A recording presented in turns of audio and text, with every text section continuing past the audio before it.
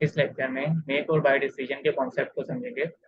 Make और bye decision का concept काफ़ी आसान है। इसमें हमने कॉस्ट टू प्रोड्यूस सबसे पहले फाइंड करनी होती है कि कंपनी जो है अगर अपनी मैन्युफैक्चरिंग खुद से कर रही है तो उसको बनाने की कॉस्ट कितनी आएगी, कॉस्ट टू प्रोड्यूस। ठीक है, उसको कंपेयर करते हैं कि अगर वही सेम चीज़ बाहर से परचेज कर ली जाए, अगर वही सेम चीज़ जो कि कंपनी मैन्युफैक्चर कर रही है वो बाहर से परचेज कर ली जाए तो कितने की आएगी। इन दोनों का डिफरेंस हम ले लेते हैं। अब इसके कॉन्सेप्ट को समझते हैं कि मेक और बाय डिसीजन का कॉन्सेप्ट आया क्यों। फॉर एग्जाम्पल कंपनी जो है वो ए प्रोडक्ट बना रही है। ठीक है,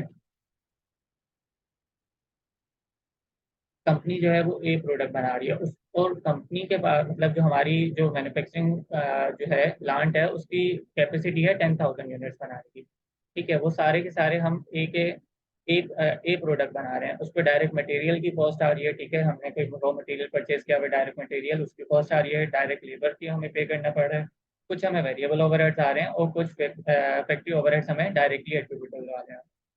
ठीक है, अब ये सब कुछ सेट चल रहा था मामला। अब मसला ये हुआ कि कंपनी के पास ऑर्डर आ गया एक प्रोडक्ट बी का। ठीक है, प्रोडक्ट बी का ऑर्डर आ गया कितने यूनिट्स का, 5,000 यूनिट्स का। एज्यूम कर रहे हैं सारा कुछ ना, 5,000 यूनिट्स का कंपनी के पास ऑर्डर आ गया। अब इशू ये हुआ कि कंपनी जो है वो ऐसा नहीं होगा कि वो बी भी बनाने शुरू कर जाए, डायरेक्ट मटेरियल लगे, डायरेक्ट लेबर लगे, वेरिएबल ओवरहेड लगे। मसला ये है कि हमारे पास जो रिसोर्सेज है ना वो लिमिटेड है। फॉर एग्जाम्पल देखा जाए कि डायरेक्ट मटेरियल है वो हमारे पास लिमिटेड है, इतना ज़्यादा रॉ मटेरियल नहीं पड़ा हुआ कि हम ए भी बना लें और बी भी बना लें।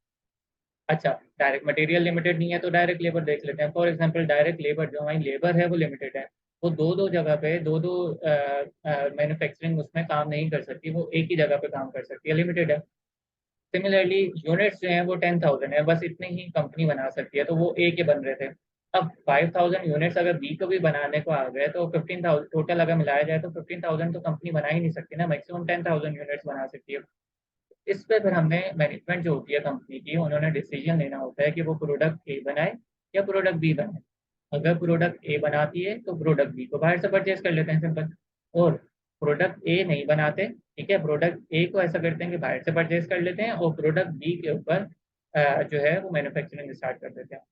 तो ये डिसीजन कब होंगे, जब जब हमने एंड में देखा जाएगा कि हमें जो है वो कॉस्ट जो है वो कहाँ पे कम आ रही है। प्रोडक्ट ए पे बनाने में कॉस्ट कम आ रही है तो प्रोडक्ट ए बना देंगे, प्रोडक्ट बी पे बनाने पे कॉस्ट कम आ रही है तो प्रोडक्ट बी बना देंगे। अब इस क्वेश्चन के थ्रू अच्छे से और डिटेल में इसको समझते हैं। बेसिक कॉन्सेप्ट हमने समझ लिया कि क्या है मेक और बाय डिसीजन का, और पेपर में भी करना इसी तरीके से है कि कॉस्ट टू प्रोड्यूस लिख लेंगे, उसको कंपेयर कराएंगे कॉस्ट टू परचेज से।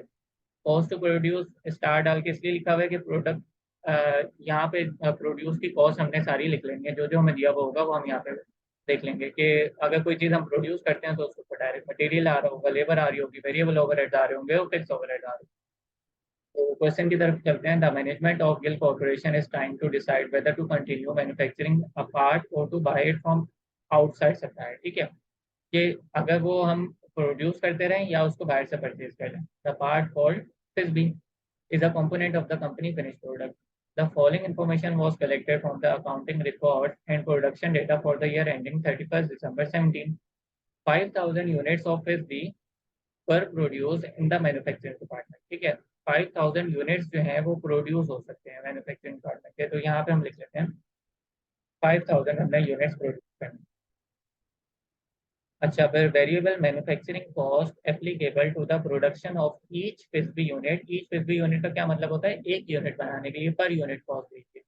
ठीक है, यहाँ पे मैं लिख देता हूँ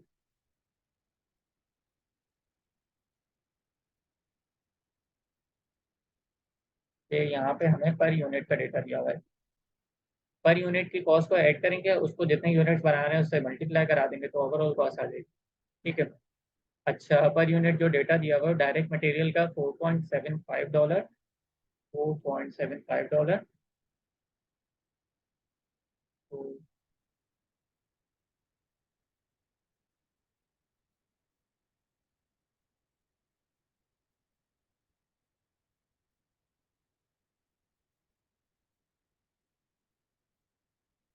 उसके बाद डायरेक्ट लेबर जो हमें दी हुई है वो दी हुई है $4.60। फिर उसके बाद हमें जो डेटा दिया हुआ है इनडायरेक्ट लेबर का दिया हुआ है, वो दिया हुआ है $0.45। ठीक है, वेरिएबल ओवरहेड्स नहीं दिए हुए हमें, ओवरऑल जो है इनडायरेक्ट FOH की कॉस्ट हमें बता दी है कितनी है, इनडायरेक्ट लेबर की हमें कॉस्ट बता दी है कितनी है, तो लिख लेते हैं इनडायरेक्ट लेबर कितना दिया हुआ है 0.45, और फिर उसके बाद हमें यूटिलिटीज बताई हुई है, यूटिलिटीज कितनी है, यूटिलिटीज दी है 0.35, ठीक है।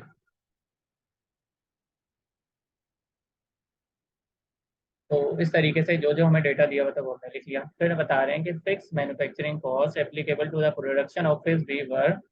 अच्छा, डेप्रिसिएशन, प्रॉपर्टी टैक्सेस, इंश्योरेंस, कुछ हमें डायरेक्टली एट्रीब्यूटेबल कॉस्ट दी गई है, कुछ हमें एलोकेटेड कॉस्ट दी गई है।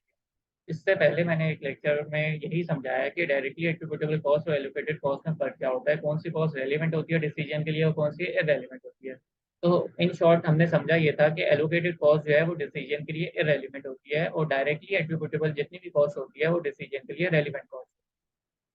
तो अब यहाँ पे भी हम यही करेंगे, दोनों तरीके से इस क्वेश्चन को कर सकते हैं, एलोकेटेड कॉस्ट को भी रख के कर सकते हैं, लेकिन एलोकेटेड कॉस्ट को वो दोनों जगह पे आएगी और एंड डिसीजन उसका मतलब एंड डिसीजन में वो कॉस्ट निगलेक्ट हो जाएगी दोनों तरफ से आगे। तो हमने पेपर में करना ये होता है कि एलोकेटेड कॉस्ट को हम इग्नोर करेंगे, डायरेक्टली एट्रीब्यूटेबल कॉस्ट को हमेशा लेंगे, एलोकेटेड कॉस्ट को इग्नोर करेंगे। तो डायरेक्टली एट्रीब्यूटेबल कॉस्ट यहाँ पे जितनी भी आ रही है वो सब 2500 की है, उसको हमने ले लिया। जब भी मैंने यहाँ पे लिखा हुआ भी क्या है कि डायरेक्टली एट्रीब्यूटेबल हमने सभी कॉस्ट लेंगे,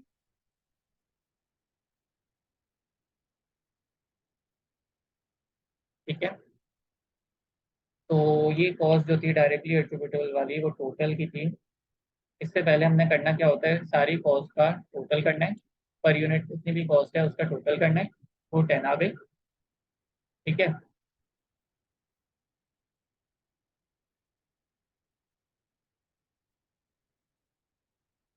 10.15 आ गई टोटल पर यूनिट कॉस्ट, ठीक है।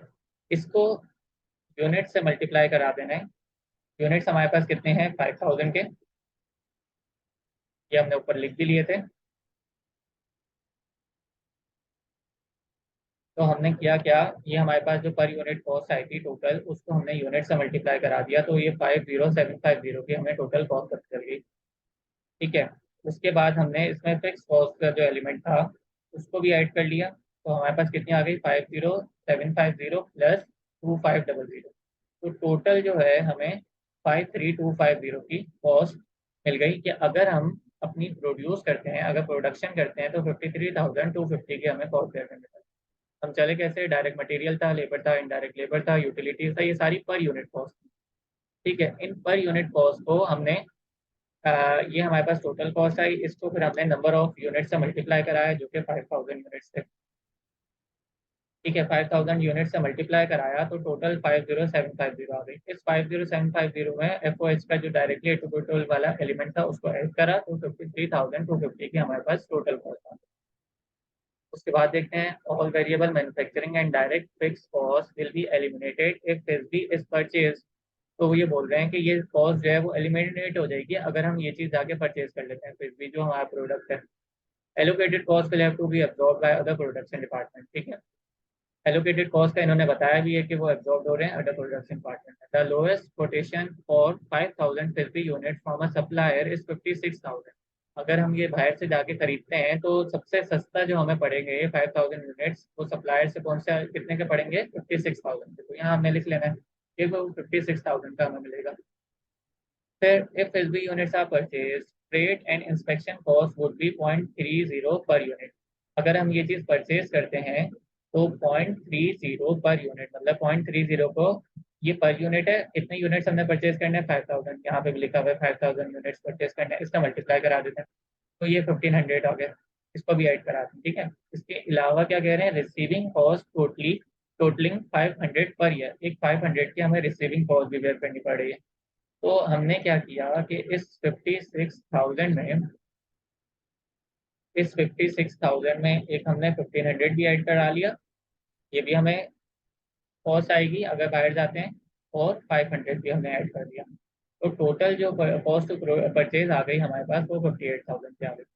तो ये हमारा सारा डेटा कंप्लीट हो गया। और अगर जो हमने प्रोड्यूस का प्रोडक्ट जो हम प्रोड्यूस कर रहे थे वो कितने में हो रहा है, 53,250 का। यहाँ पे लिख लेते हैं 53,250। सही है।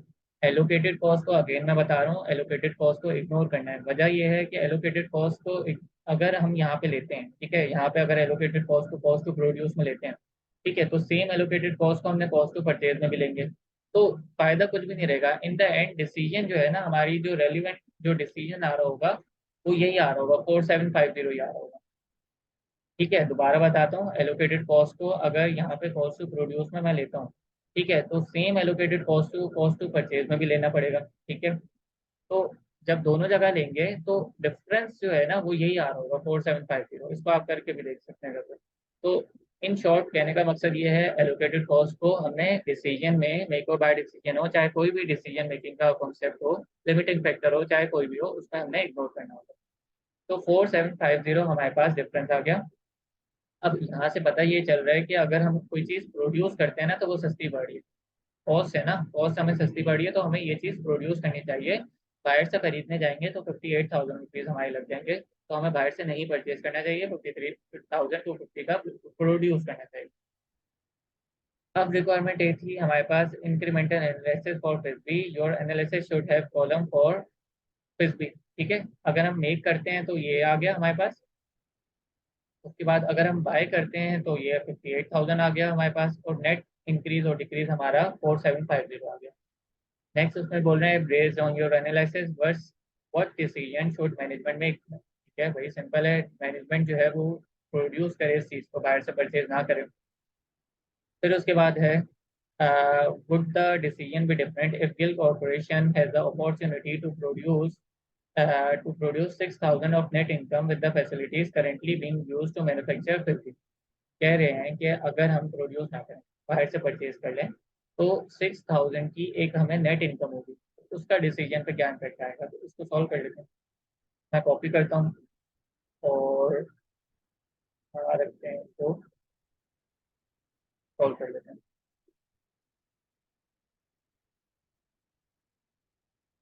ठीक है, कॉस्ट टू प्रोड्यूस जो थी वो 53,250 की थी, और कॉस्ट टू परचेज जो थी वो थी 58,000 की। अब ये कह रहे हैं कि ये अगर हम कॉस्ट टू परचेज की तरफ जाते हैं तो हमें 6,000 का फायदा हो जाएगा, बाहर से रेवेन्यू हमारे पास आ जाएगा।